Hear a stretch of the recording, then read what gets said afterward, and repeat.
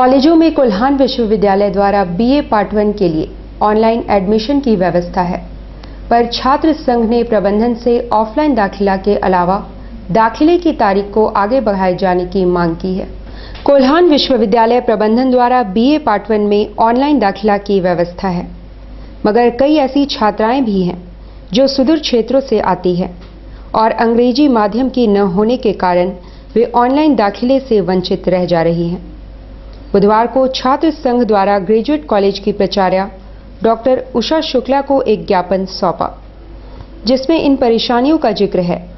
साथ ही दाखिले की तारीख बढ़ाए जाने तथा ऑफलाइन व्यवस्था से भी दाखिला लेने की मांग की है। सारे छात्रों की तरफ से यही कहना चाहूँगी कि सबसे पहला तो कॉलेज में जो ऑनलाइन जो फैसिलिटी प्रोवाइड किया गया, ठीक है, हमारा कंट्री आज डिजिटल हो गया है एंड ये ज़रूरी भी है, बट फिर भी यहाँ पे ऐसी भी छात्राएं आती हैं जो इंग्लिश बैकग्राउंड से बिलोंग नहीं करती और जो ऐसी जगह से बिलोंग करती है जिनको उनके बारे में ज़्यादा कुछ पता नहीं हो, जो हमेशा से चलते आया सिस्टम को उसको फॉलो करती है। तो मैं कहूँगी कि ऑनलाइन एंड ऑफलाइन दोनों सिस्टम किया जाए, सबसे पहला। दूसरी बात, जो डेट्स है, एक अचानक से डेट्स निकलते हैं कुछ दिन के लिए, फिर डेट्स क्लोज हो जाते हैं, वो डेट्स को भी बढ़ाया जाए।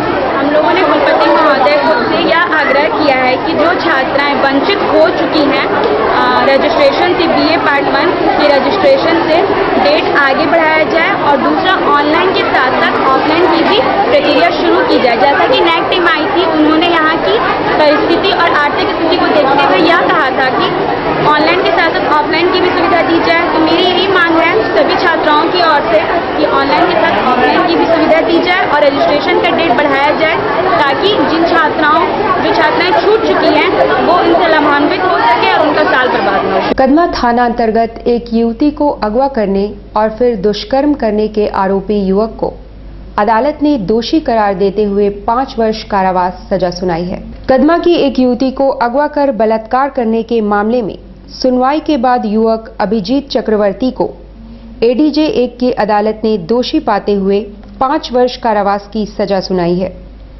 मामला 15 अप्रैल 2014 का है। पीड़िता के घर वालों ने कदमा थाना में मामला दर्ज करवाया था। तो केस में जो है छह गवाह इसमें आकर के गवाही दिए कोर्ट में, और अभियुक्त को जो है अभिजीत चक्रवर्ती को 366 में कोर्ट ने 5 साल के लिए सजा दिया है, सश्रम कारावास, और 500 रुपया जुर्माना किया है। वो जो है अगर 500 रुपया का भुगतान नहीं करेगा तो 10 दिन का साधारण कारावास। पूर्वी सिंहभूम के civil surgeon doctor SK Jha ने बहरागोड़ा प्रखंड के स्वास्थ्य केंद्रों का मुआयना किया। उन्होंने ट्रामा सेंटर का भी निरीक्षण किया। पूर्वी सिंहभूम के civil surgeon doctor SK Jha ने बुधवार को बहरागोड़ा प्रखंड के सामुदायिक स्वास्थ्य केंद्र, कुपोषण उपचार केंद्र और ट्रामा सेंटर का निरीक्षण किया। तत्पश्चात उन्होंने चिकित्सकों, एएनएम और अन्य स्वास्थ्य कर्मियों के साथ बैठक की। इस दौरान बहरागोड़ा के प्रखंड प्रभारी चिकित्सा प्रभारी डॉक्टर विकास चंद्र घोष भी मौजूद थे। उन्होंने सिविल सर्जन को प्रतिवेदन प्रस्तुत किया। सिविल सर्जन ने कहा कि 80% से कम प्रतिशत टीकाकरण करने वाले स्वास्थ्य केंद्रों पर विभागीय कार्रवाई की जाएगी। सुरक्षित प्रसव के लिए उसको पहले से प्लान बना ले कि कहाँ पर उसका प्रसव होना है, ठीक है ना। और इम्यूनाइजेशन 100% बच्चों को होना चाहिए, उसमें कहाँ क्या कमी है उसके लिए सब कुछ किया गया, और हर एक महीने समीक्षा होगी। जो पुअर परफॉर्मिंग हुआ उन पर कार्रवाई होगी। और अब कोई मतलब नहीं है कि ऐसे लोग जो पूरा इम्यूनाइजेशन नहीं कराएंगे तो बहुत परेशानी है। जिले के हर ब्लॉक के लिए नेहरू युवा केंद्र के माध्यम से वॉलंटियरों की बहाली की जा रही है। प्रशासन के पास अब तक 52 आवेदन आए हैं। जिले के प्रत्येक ब्लॉकों के लिए 2-2 वॉलंटियर की बहाली होगी, जिन्हें नेहरू युवा केंद्र के अंतर्गत विभिन्न एक्टिविटीज में भाग लेना है। बुधवार को कार्यपालक दंडाधिकारी अनीता केरकेट्टा ने कुछ आवेदकों का साक्षात्कार लिया। उन्होंने बताया कि अब तक 52 आवेदन आए हैं और स्पोर्ट्स एक्टिविटी, लीडरशिप स्किल और फिटनेस को मद्देनजर रखते हुए इनकी चयन प्रक्रिया चल रही है। तरफ से नेशनल यूथ कोर वॉलंटियर्स के लिए सिलेक्शन करना है, जिसके लिए इंटरव्यू लिया जाएगा। उसमें क्या क्या आप लोग पूछ रहे हैं इंटरव्यू में? उसमें उनकी पर्सनालिटी, लीडरशिप स्किल और स्पोर्ट्स और इसके अलावा अदर्स एक्टिविटी, कल्चरल एक्टिविटीज़, ये सारी चीज़ों को देखते हुए वो किस तरह से अपने ब्लॉक में बेहतर तरीके से लीडरशिप दे सकते हैं लोगों को, उसी स्किल की जांच करनी है हम लोगों को। कितने लोगों का सिलेक्शन है और कितने फॉर्म आ चुके हैं? फॉर्म हमारे पास आए हैं 52 और सारे ब्लॉक में, यहाँ पर जितने हमारे 11 ब्लॉक हैं, हर एक ब्लॉक में 2-2 वॉलंटियर्स होंगे। बाद खबरों में फिर से आपका स्वागत है। झारखंड प्रदेश महिला कांग्रेस द्वारा सोनारी में करीब 50 अत्यंत पिछड़े परिवारों को राशन कार्ड मुहैया कराने की मांग प्रशासन से की गई है। सोनारी, आदर्श नगर, ग्वाला बस्ती, पारस बगान सहित कुछ इलाकों में अत्यंत गरीब परिवार रहते हैं।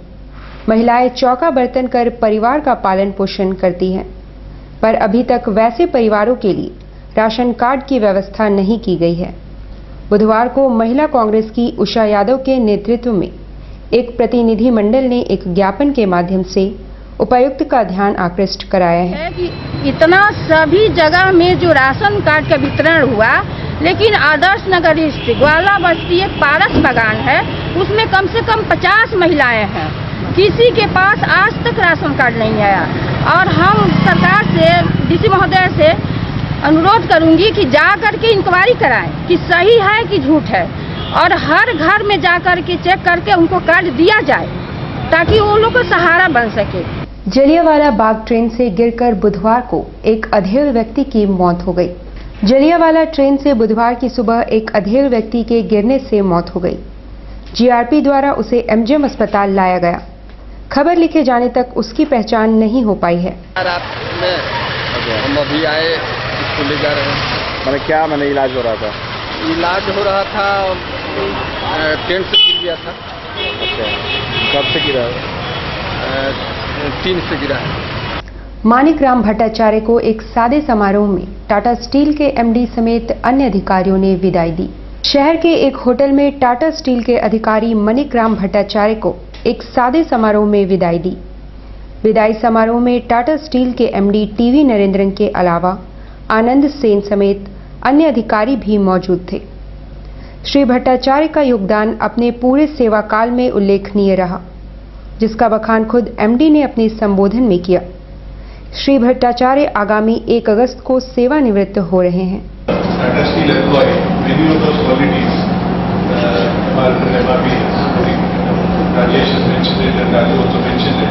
एक है passion for the work, the Joy of work and the love for work.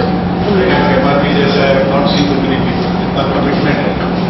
Second is I have seen the thirst for knowledge, to really learn a lot of things, go into the detail, and more importantly, I think thirst for knowledge both are के पास है। I think that is very important because a lot of people like to take the knowledge, but they don't like to share it. Birsa नगर आदि क्षेत्रों में आतंक का पर्याय बन चुके शैलेश करुआ नामक युवक की गिरफ्तारी की मांग पूर्वी सिंहभूम जिला यादव महासभा ने एसएसपी से की है। बिरसा नगर व आसपास के क्षेत्रों में आपराधिक गतिविधियों में लिप्त शैलेश करुआ नामक युवक की गिरफ्तारी की मांग पूर्वी सिंहभूम जिला यादव महासभा के विनोद यादव ने पुलिस कप्तान से की है। उन्होंने कहा कि उक्त युवक द्वारा क्षेत्र में दहशत फैलाया जा रहा है। बिरसा नगर क्षेत्र में गैंग चला रहा है, अपराध बढ़ रही है इससे और छोटे छोटे बच्चों को तंग किया जा रहा है। उसकी जानकारी मिली हम लोगों को, तो हम लोगों ने सीनियर साहब को ज्ञापन दिया। उसका वैसे भी अपराधी केस बढ़ रहा है, तो उसके लिए जांच की मांग कर रहे हैं। किस समाज की ओर से? यादव समाज की ओर से। क्या मांग करते हैं? अपराधी किस्म के लोगों पर लगाम लगाया जाए, उसको जांच करके संभवतः गिरफ्तारी हो जाए। टाटा स्टील अर्बन सर्विसेज द्वारा बुधवार को बाबूडी में फ्री डेंटल एवं हेल्थ चेकअप कैंप का आयोजन किया गया, जिसमें बड़ी संख्या में स्थानीय लोगों ने लाभ उठाया।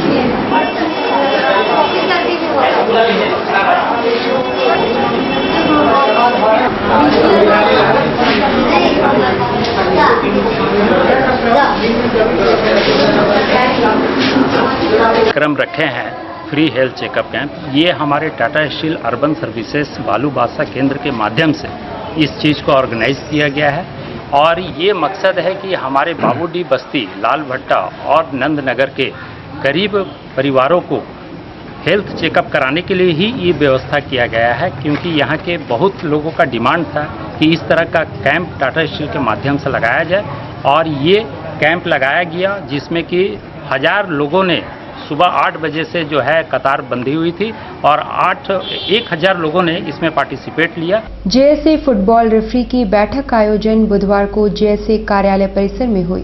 जेएसए फुटबॉल रेफरी के लिए कार्यशाला सह बैठक का आयोजन जेएसए कार्यालय में हुआ। बैठक में मुख्य रूप से फीफा के रेफरी विनोद कुमार भी मौजूद थे। बैठक का प्रमुख उद्देश्य था आधुनिक फुटबॉल में नियमों में क्या क्या फेरबदल किए गए हैं, उसकी जानकारी देना। फीफा रेफरी विनोद कुमार ने फुटबॉल के कुछ संशोधित नियमों को विस्तार से बताया। जो फुटबॉल में देख रहे हैं, फुटबॉल में हर साल लॉ में बहुत सारे अमेंडमेंट आते हैं और उसी के तहत इस साल भी अमेंडमेंट आया और इस साल अमेंडमेंट जो लॉ में जो बदलाव आया है वो बहुत सारे बदलाव आए हैं। तो ये जब भी लॉ में बदलाव आते हैं तो उस बदलाव के साथ रेफरियों को तो अपडेट होना ही पड़ता है और साथ ही साथ कोचेज लोग को भी अपडेट होना चाहिए और प्लेयर्स को भी अपडेट होना चाहिए, क्योंकि अगर फुटबॉल खेलते हैं या फुटबॉल से जुड़े हुए हैं, अगर लॉ की अगर सही जानकारी नहीं है तो वह फुटबॉल सही ढंग से नहीं खेल पाएंगे।